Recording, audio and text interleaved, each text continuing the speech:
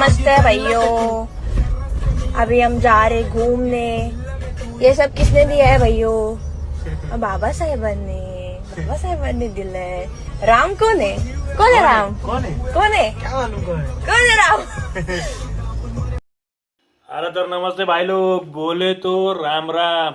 Social मीडियावर एक प्रश्न फिरतोय, तो म्हणजे मित्रांनो, प्रभू श्रीराम कोण होते?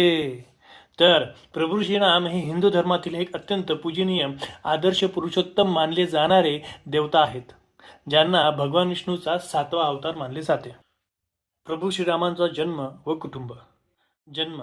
राम यांचा जन्म अयोध्या येथे राजा दशरथ आणि राणी कौसल्या यांच्या पोटी झाला.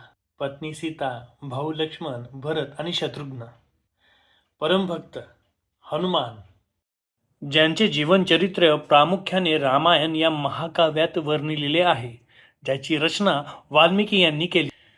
रामांनी पित्याच्या वचनासाठी 14 वर्षे वनवास स्वीकारला. रामांनी पत्नी सीतेच्या अपहरणानंतर लंकेचा राजा रावण याचा पराभव केला. रामांनी धर्म, कर्तव्य, आदर्श राज्यकारभाराचे उदाहरण घालून दिले. राम का महत्वाचे आहेत? श्रीरामांना मर्यादा पुरुषोत्तम म्हणतात, कारण त्यांनी नेहमी सत्य, धर्म आणि कर्तव्य यांचे पालन केले. आदर्श पुत्र, आदर्श पती, आदर्श राजा म्हणून त्यांची ओळख आहे. राम राज्य म्हणजे न्याय, समता आणि सुख समृद्धीने भरलेले आदर्श राज्य.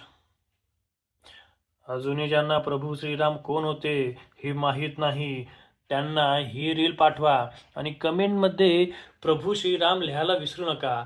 जय श्रीराम.